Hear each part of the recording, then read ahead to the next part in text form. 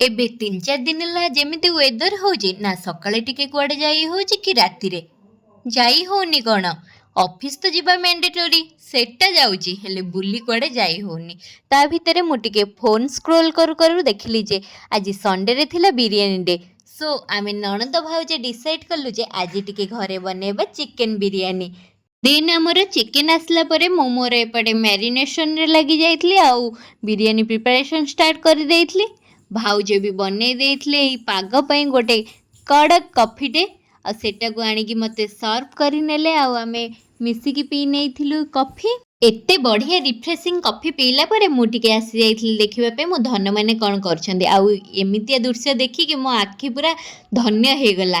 ମୋ ଧନମାନେ ସୁନା ପିଲା ହେଇଯାଇଥିଲେ ଆଉ ତା ମାମୁଁ ପାଖରେ ବସିକି ପାଠ ପଢ଼ୁଥିଲେ। ଏପଟେ ଯେଉଁ ଭଳିଆ ପାଗ ହେଇଛି ଇଭିନିଂ ଟାଇମ୍ରେ ଟିକେ ଛଣାଛଣି ନ ଖାଇଲେ ହେବନି, ତା ଉପରେ ପୁଣି ଆଜି ସଣ୍ଡେ। ସେଥିପାଇଁ ମୁଁ ଏପଟେ ଡିନର୍ ପାଇଁ ବନାଉଥିଲି ବିରିୟାନୀ ଆଉ ଭାଉଜ ଏପଟେ ଛାଣି ଦେଇଥିଲେ ଚିକେନ୍ ପକୋଡ଼ା, ଯେଉଁଟାକି ପୁରା ସୁନ୍ଦର ଦେଖାଯାଉଥିଲା। ସେଥିପାଇଁ ଆଉ ଡେରି ନ କରିକି ମୋର ଫେଭରାଇଟ୍ ସସ୍ ଆଉ ପିଆଜ ତା ସାଙ୍ଗକୁ ଚିକେନ୍ ପକୋଡ଼ା ଆଣିକି ମୁଁ ବସିଲା ବେଳକୁ ଖାଇବାକୁ ଦେଖେ ତ ମୋ ଧନମାନେ ସୁନା ପିଲା କ'ଣ ରୁମ୍ର ସତ୍ୟାନାଶ କରିକି ସେ ବହିକୁ ଟିକ୍ ଟିକ୍ କରିକି ପକାଇ ଦେଇଛନ୍ତି। ତାକୁ ଇଗ୍ନୋର କରିକି ଆମେ ବସିଗଲୁ ଖାଇବାକୁ ଏନ୍ଜୟ କରିବା ପାଇଁ। ଆଉ ସତରେ ଚିକେନ୍ ପକୋଡ଼ାଟା ପୁରା ଦି ବେଷ୍ଟ ହେଇଥିଲା। ଦେନ୍ ଖାଇଲା ପରେ ମୁଁ ଆସିଯାଇଥିଲି ବିରିୟାନୀରେ ଦମ୍ ଦେବା ପାଇଁ।